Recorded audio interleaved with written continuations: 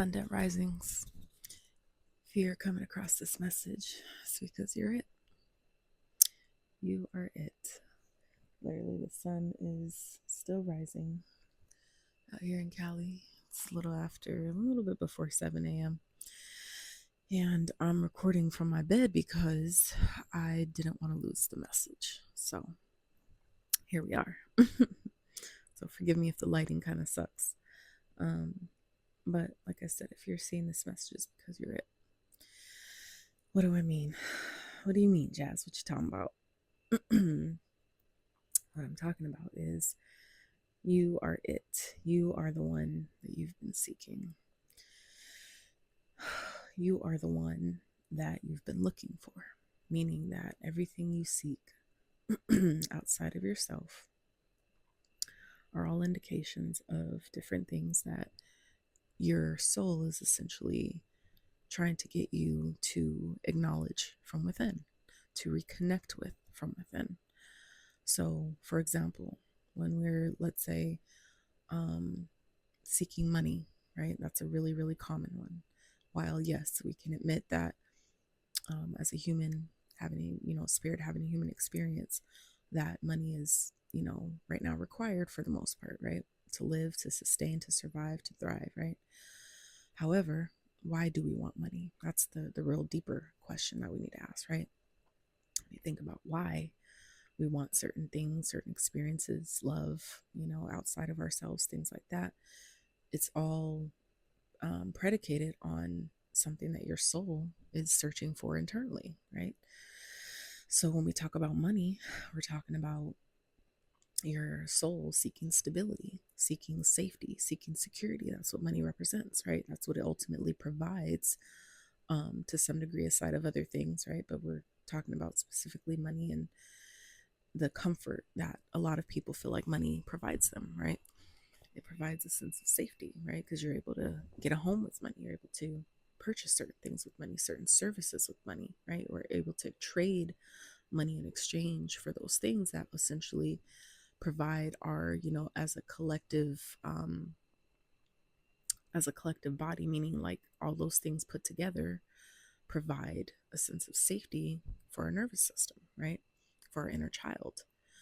So let's say, for example, love, right? We're seeking for a relationship, a partnership. Yeah, we could, partnerships are great to build on and have companionship and wanting company on a regular basis. Yeah, those things. But also that's, your soul calling for your connection to it, connection to those parts of you that feel that it would be fulfilled through another person. That's ultimately your soul trying to reconnect with you in that way. So when we essentially allow ourselves to start being these things that we feel we need, these things outside of us to fulfill, that's when life actually starts shifting, and very, very quickly, right? Because your nervous system that is what ultimately determines what you hold on to, what sustains, what you can maintain, and what grows, what expands is your nervous system. So that's why I say, like, you're it. It makes sense of why this message came through this rising, because ultimately, when you allow yourself to take radical responsibility and accountability for your life, assuming that you are the God, ultimate, like the operant power of your realm and reality, that's when the universe, continues to bend to your will. That's when the universe is like, okay, bet, you're showing up in your power. You know what I mean? So when you continue to show your nervous system through, these different experiences, by you letting yourself sit with the idea that I am safe, I'm secure right where I'm at, I'm secure in my body, right? Because that is ultimately, before we have physical homes, you have your vessel, your body, that is your home. You take you wherever you go, right? So it's about allowing yourself to feel that sense of safety, security, and stability, no matter where you are in the world. Because, some people feel like, if I move, I just need to move and that's where my life will change. For some, that may be true. because environment does play, a major role for some people. But ultimately, they come to that conclusion. And when it works, when people come to that conclusion and they make that move and it actually works, is because they've already made these shift internally, right? But there are some people who think that if I move, that my life will change. But if you don't change internally, right? If your state of being, energetically speaking, doesn't make that shift as well, you make that move and it's not going to last. Your nervous system will find any type of way it can to sabotage, to make you basically fumble that opportunity, to make you forfeit that opportunity, because your nervous system deems it ultimately as unsafe. Like your safe, like the safety that it feels it only extends so far. It only gets to a certain point and then it's cut off, right? So it's so important to, you know, allow yourself to continue to show your nervous system through, different experiences, that it's safe, that I got you. It's safe to be with me, right? It's safe to have these experiences with me. It's safe to, um, to travel with me. It's safe to have this experience in this relationship with this person, right? It's safe to go on this trip. Whatever the things are that you find that you're scared of or you're afraid of, or that you feel like you need outside of yourself, it's so important to connect with the feeling of having that internally. And once you do that, that's when you actually experience it externally, but it always starts within. So again, you are it. You are literally everything you seek outside of yourself. And once allow yourself to really, especially if it's something, let's say, for example, that you're really having a hard time calling in, let that be your starting point, right? You're like, where the fuck do I start then? That's where you start. You start with the area or the thing, the goal, whatever that is that you want, that you feel like you are struggling the most in obtaining. That's where you start. You start there. And you go within and ask, what am I really looking for through this thing? What do I really feel like would be accomplished if I had this? Like, what am I really trying to accomplish here? Metaphorically speaking. You know what I'm saying? When you go deep like that and be specific, that's when you get the answers that you're seeking, like accurate answers that you're seeking. But you have to be willing to ask the tough question, which is, okay, I want, let's say, $10,000 a month. Why do I really want that much money a month? It's not that it's a lot, but that particular amount, why did you choose that? And a lot of people can't even answer it, right?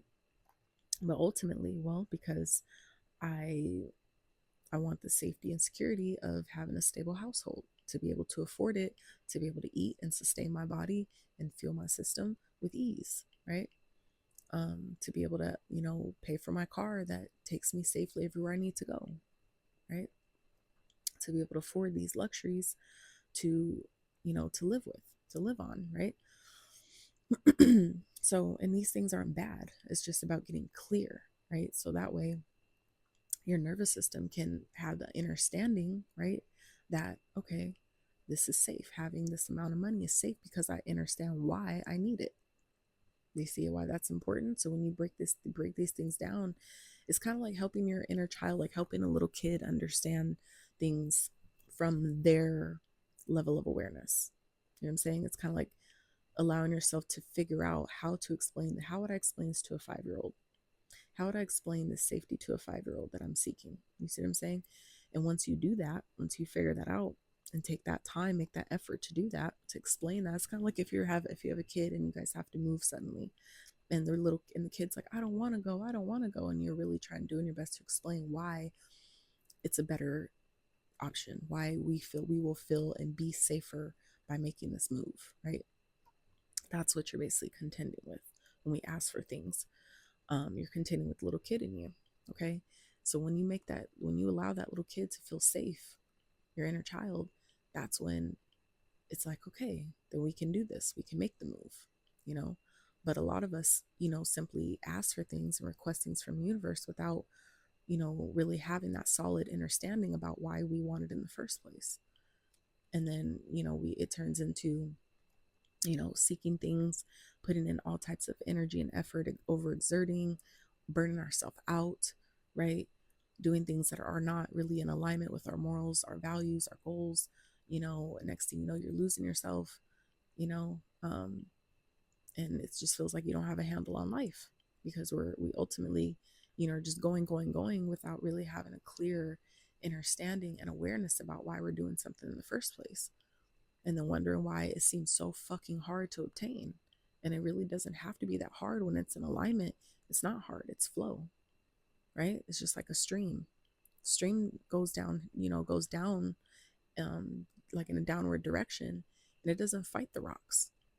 It just smooths past it because it's in alignment. It knows where it's going. It has direction, clear direction, right? So it doesn't feel blocked by the rocks. It knows that the rocks will be there, just like life, right? We know obstacles will come up, but when you're clear about where you're going and why, right? Why that's the direction you're choosing, right? Then the rocks, aka the obstacles, don't bother you as much. We learn to just navigate them with ease and flow because we know we're going in the right direction. We know that the direction we're going is the direction that has what we need, right? So the obstacles then don't bother us as much. We don't take them personally. We don't make them a personal thing because we know it's part of the process, right?